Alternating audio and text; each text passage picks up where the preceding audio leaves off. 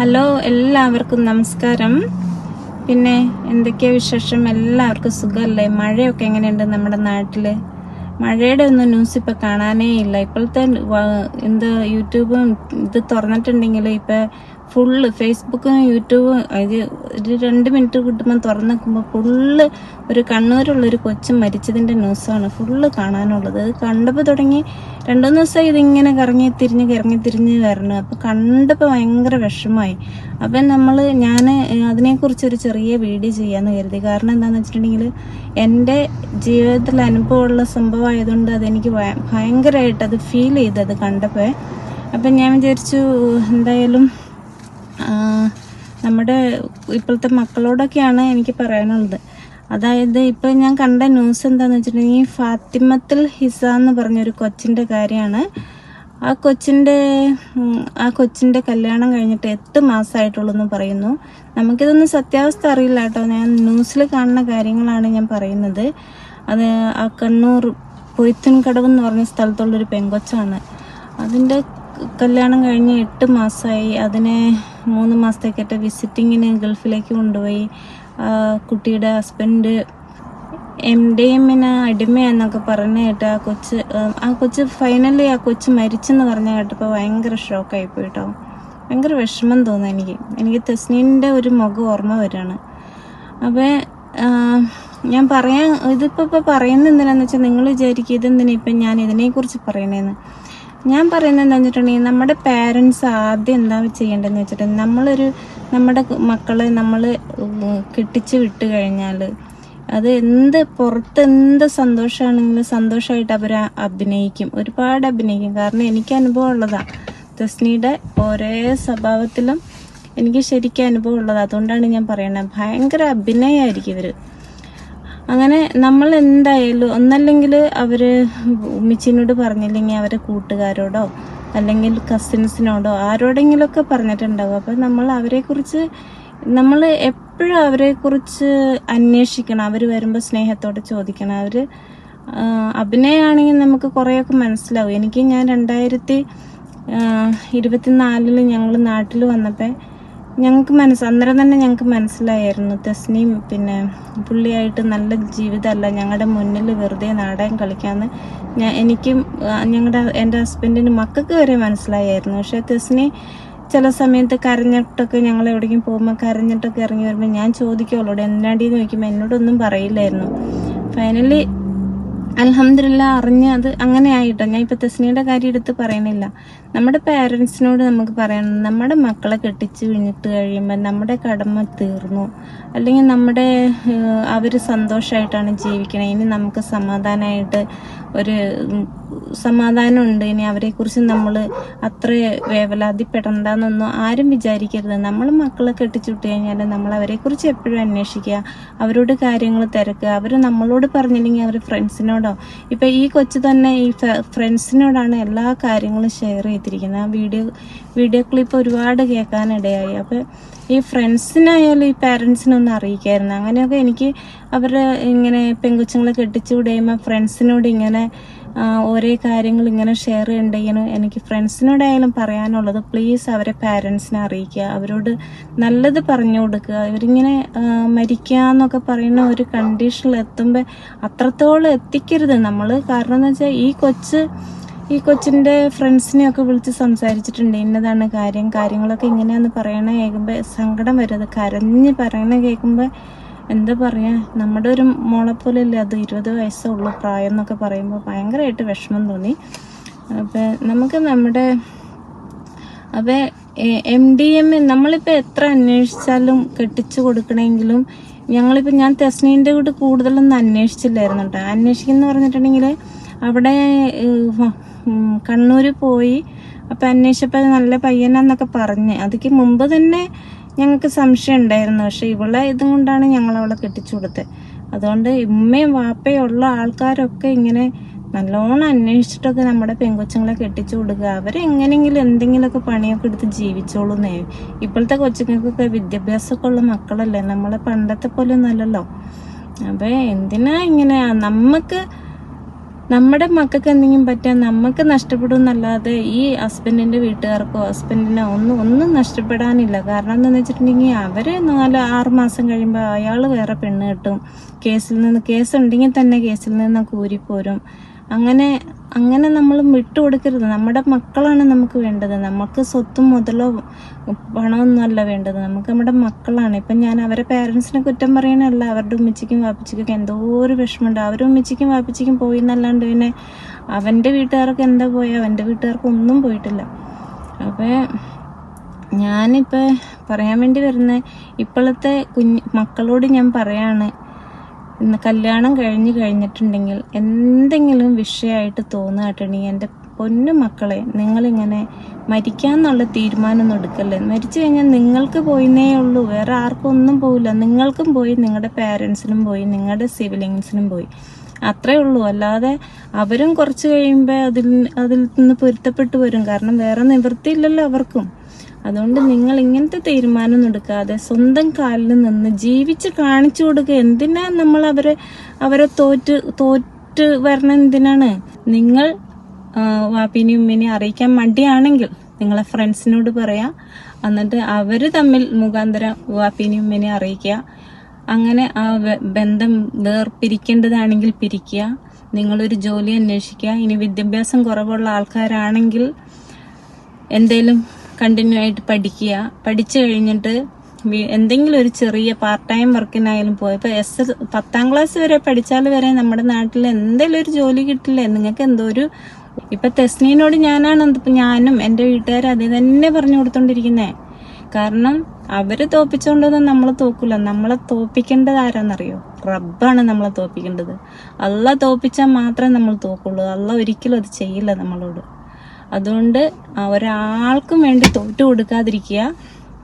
നിങ്ങൾ ഒരിക്കലും തോക്കേണ്ട ആൾക്കാരല്ല. നിങ്ങൾ ജയിച്ച് കാണിച്ചു കൊടുക്കണം.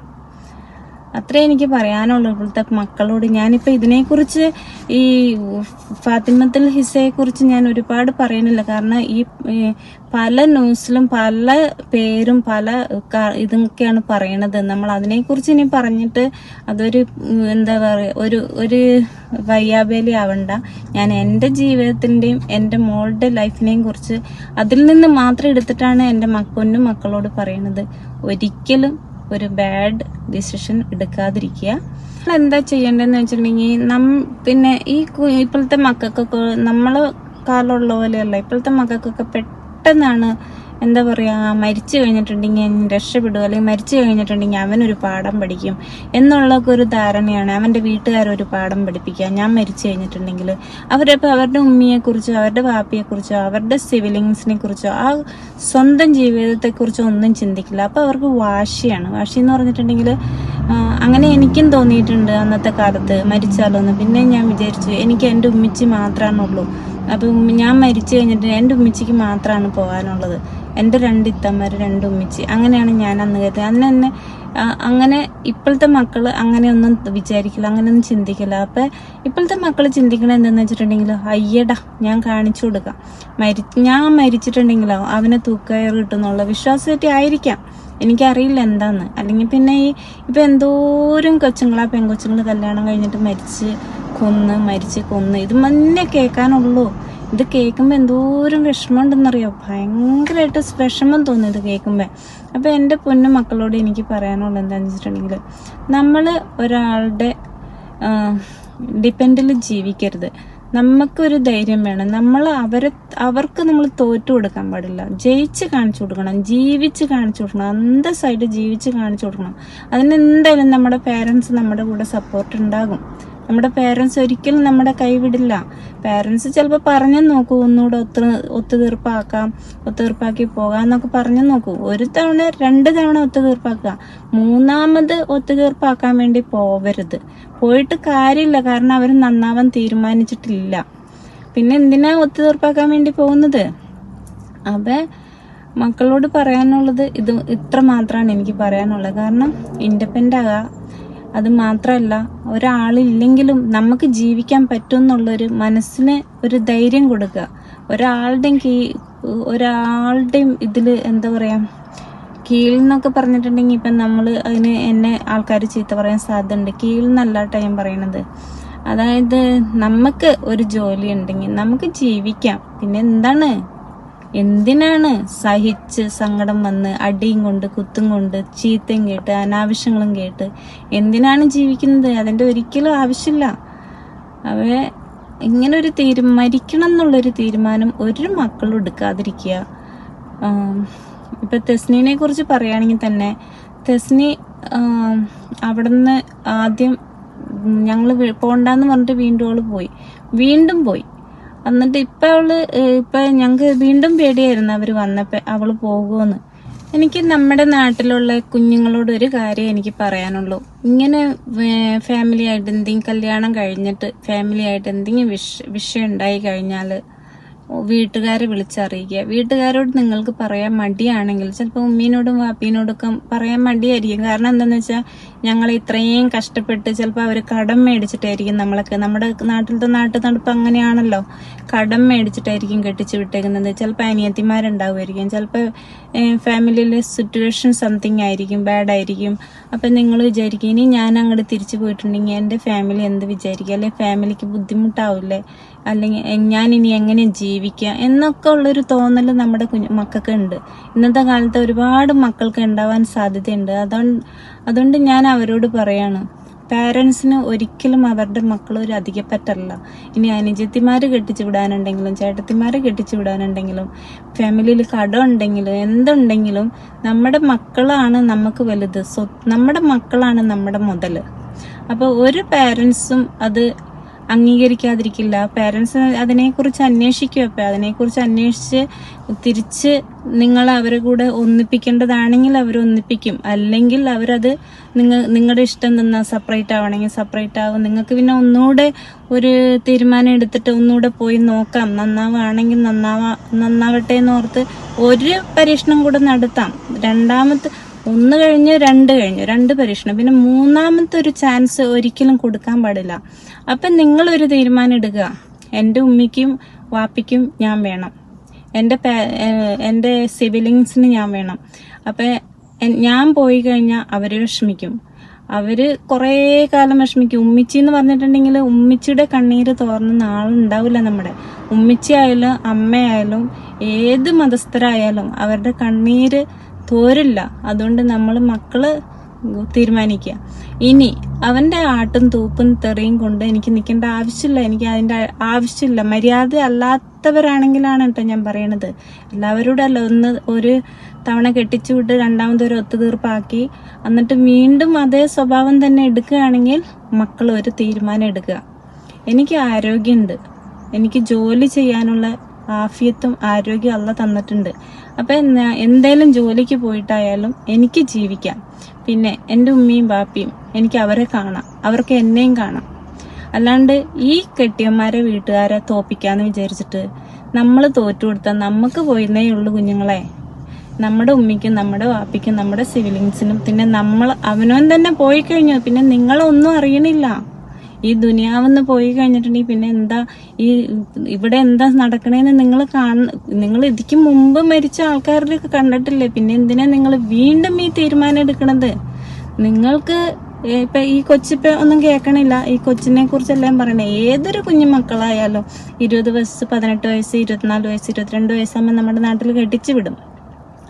അപ്പൊ അവര് ഒരു തീരുമാനം എടുക്കുക. എൻ്റെ വീഡിയോ കാണുന്നവരാണെങ്കിൽ എൻ്റെ ജീവിത ചരിത്രം കൊണ്ടാണ് ഞാൻ പറയുന്നത്. എൻ്റെ അനുഭവം, എൻ്റെ മോളുടെ അനുഭവം രണ്ടും കൂടെ വെച്ചിട്ടാണ് ഞാൻ നിങ്ങളോട് ഈ കാര്യങ്ങൾ പറഞ്ഞു തരുന്നത്.